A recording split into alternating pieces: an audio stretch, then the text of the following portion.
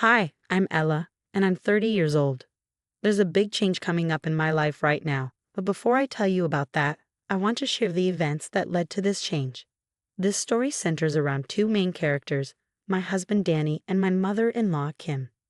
Danny and I met through a dating app. At the time, I wasn't interested in a relationship at all. I had been on so many dates that I had given up hope of ever finding someone to settle down with.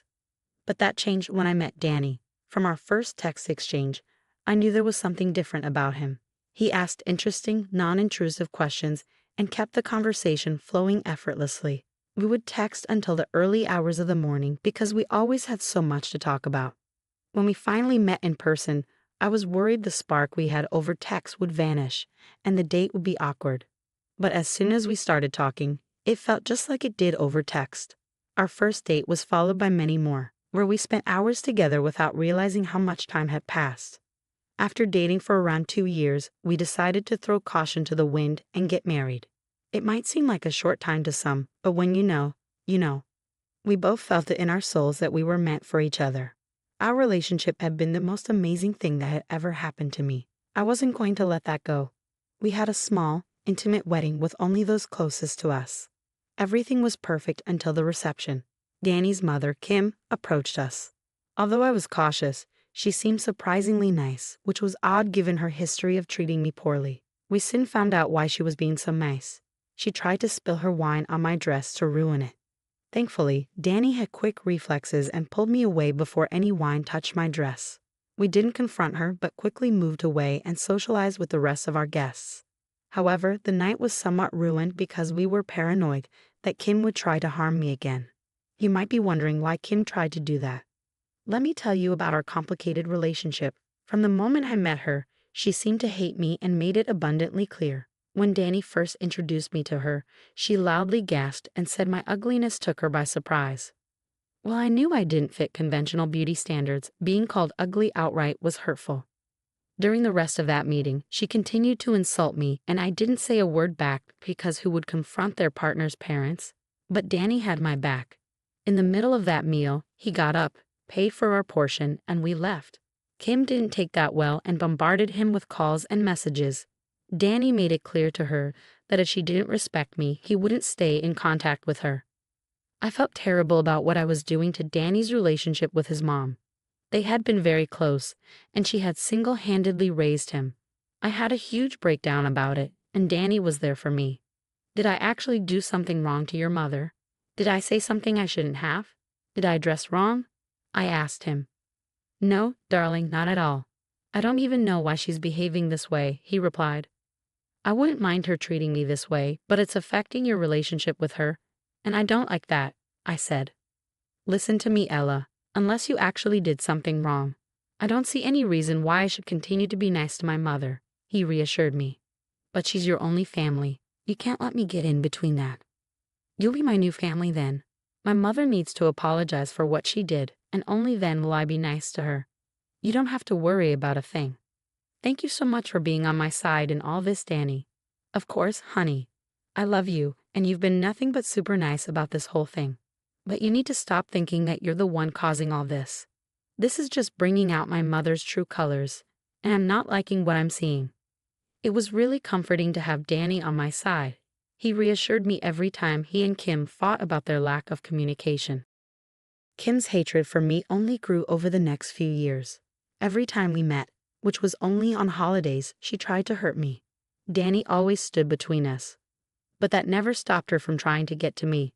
Whenever Danny and I tried to talk to her, she lashed out, accusing us of treating her like she was crazy. We always spoke to her calmly and gently, but she got aggressive very quickly. She never failed to tell us what she thought of me, believing I was brainwashing Danny into pulling away from her.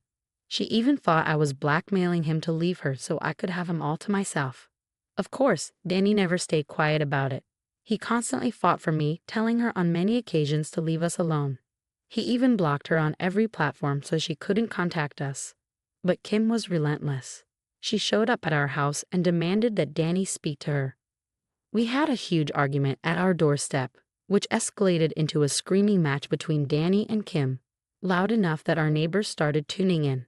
I calmly and politely asked Kim to leave and suggested we talk about it over the phone once we'd all calmed down. Instead of listening, she shoved me aside forcefully and told me to shut up. Danny saw red and called the police, asking them to escort her off our property because she refused to leave.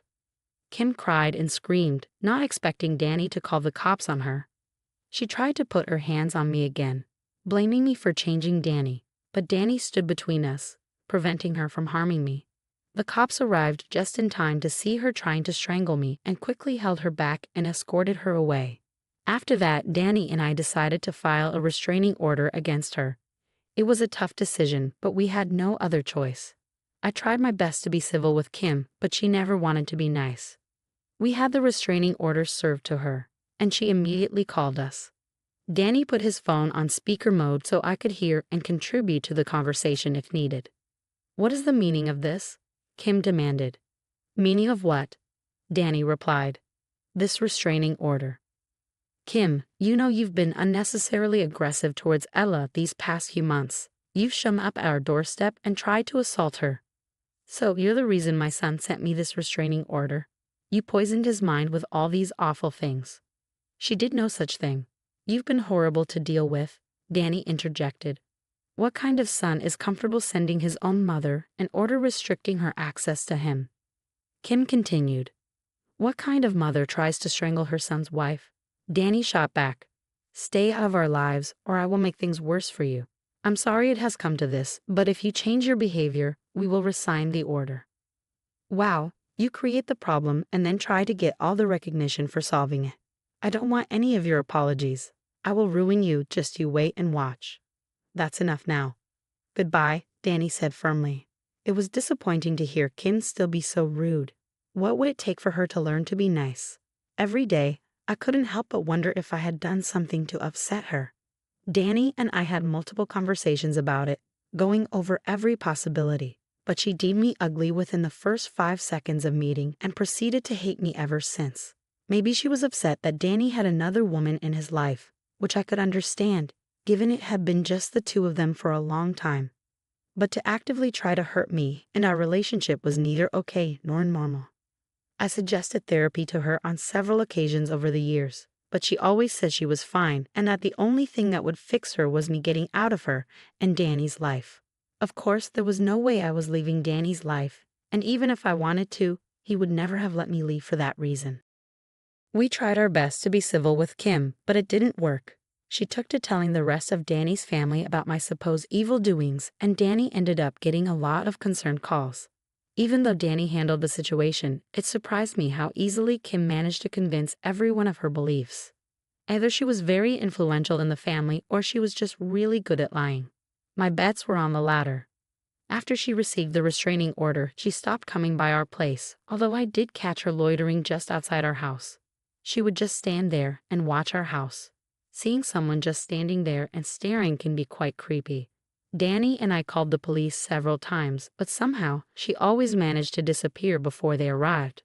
Eventually, she stopped showing up, and we thought we were finally free. Then our mail began disappearing. Many things I ordered in letters from my family never arrived. Whenever I checked the mailbox, the mail was gone. It was really frustrating because I was missing out on beautiful letters from my family and none of my orders were being refunded, despite delivery confirmations. Danny and I suspected Kim was behind it. We knew she was bitter and angry with us. We didn't agree with her methods and didn't want to engage with her. If she thought this would get us to talk to her, she was wrong.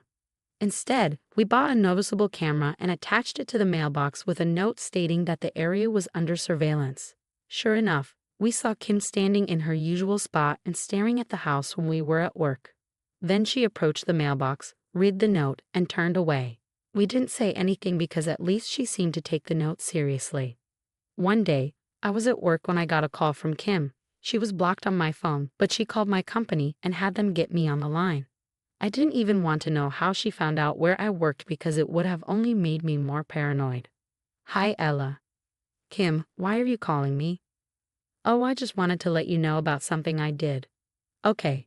These past few months, all I could think about was how much I hated you for ruining my relationship with my son. First of all, that's very unhealthy. Secondly, I didn't do any of that. You did that to yourself by hating me so much and trying to ruin your son's relationship because of that hatred. I'm not done, Ella. I really don't have time for this. Oh, you will definitely have time for this when I tell you what I did. Like I said, I was so consumed by my thoughts that one day it hit me. I didn't have to get near you to hurt you. Kim, what did you do? Nothing too big for me, really. I just happened to walk by your place when I saw your car parked by the sidewalk. I had my keys in my hand, and next thing I knew, I was scratching up your car real good like a mad person with them.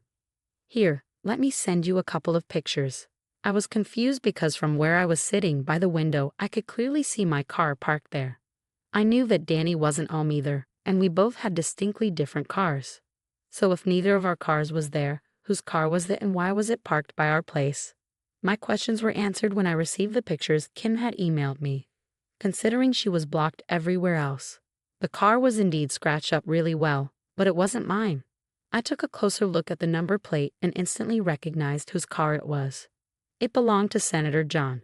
We had a senator who lived in our neighborhood, known for being able to get away with small things like bad parking. Although he was genuinely a nice guy, everyone liked him and no one complained. In fact, Danny and he were quite amicable. If there was one thing I knew about John, it was that he took his cars very seriously. That man never had a speck of dirt on his cars, and he had fired multiple people who washed them because they didn't clean them well enough. It was no surprise that he was going to lose his mind when he saw his car all scratched up. I was upset that Kim had gone so far, but I knew this was going to be her true learning moment.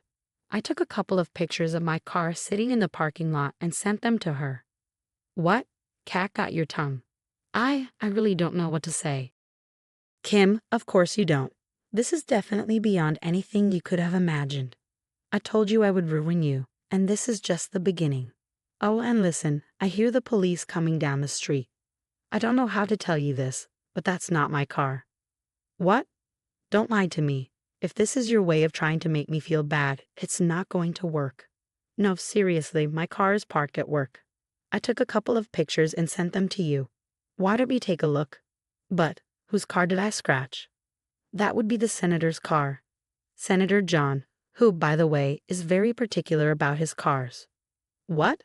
Oh, Kim, if you wanted to cause me harm, the least you could have done was check whose car it was. What do I do? Face the consequences of your actions. Take care, Kim, goodbye. A part of me was excited to see what would happen to Kim. It brought me a certain level of satisfaction to hear her shiver as I told her whose car she had damaged. I immediately called Danny to tell him what had happened. While he was shocked and angry that she had even attempted to do something to me, he couldn't help but laugh at how things had turned out for her. By the time I was done with work, I had received a call from the police station requesting Danny and me to come down. At the station, we gave our statements, emphasizing that Kim had a vendetta against me and that we had a restraining order against her. It didn't help Kim's case that she was at the scene of the crime, even though she denied doing it. The police asked if we had any security cameras around our home, and I told them about the one attached to our mailbox. We reviewed the footage and surprise, surprise, it clearly showed Kim scratching the car like a mad person. Senator John was understandably furious. He approached Danny to have a word. Danny, I think you're a great guy, but this is inexcusable. I fully agree with you, John. I don't think what my mom did deserves any forgiveness. Really? I thought you tried to defend her. She tried to do that to my wife's car. I would have done the same thing you're doing if she had succeeded. Why would she even want to do that to Ella? She's a lovely woman. That's what I've tried to tell my mom, but she refuses to believe that my wife is anything less than evil. That's a shame. Even so, I'm really sorry for what my mother did. If you need me to cover any of the costs of the car, let me know. Nonsense. I approached you to tell you that I will be pursuing the highest punishment possible. She will pay for the damages. I just didn't want us to have any hard feelings. No hard feelings on my side, John. Do whatever you think is fair. Senator John was not lying when he said he would pursue maximum punishment. Over the next few weeks, Kim was taken to court. Her behavior was reviewed, and many testimonies were given regarding her actions. In our state, damage to property worth over $500 results in a felony charge, along with a fine of above $1,000 and potential jail time. Finally, a verdict was given. Kim was charged with damage to personal property, fined $5,000, and sentenced to 2 years of jail time. Kim broke down and sobbed as the verdict was given. I once again felt a little bad, but Danny seemed relieved. For the next 2 years, we wouldn't have to deal with her harassment. Kim was escorted out of the courtroom and taken away. Senator John approached us again to apologize, but we assured him that he had only done what was right. Even though we were still worried about the future, once Kim finished her sentence, we felt a sense of peace. A few weeks after she began serving her time, she started sending us letters, detailing how she would make our lives hell once she got out. Neither Danny nor I wanted to continue dealing with her, so we made the tough decision to move out of our town. Thankfully, we both always wanted to leave but were too focused on our careers to make a change like that. As I'm writing this, Danny and I are packing our things to move to Europe, where we both have found better jobs. We're set to move in a month, and I cannot wait to start fresh. It's going to be hard to adjust, but it will all be worth it in the end. We haven't told anyone from either of our families that we're moving yet, and when we do, we won't give them any details. We can't have Kim finding out where we are and harassing us again. It was a tough call to leave everything we knew behind because of one person, but it's going to be the best decision we've made. I can already feel it.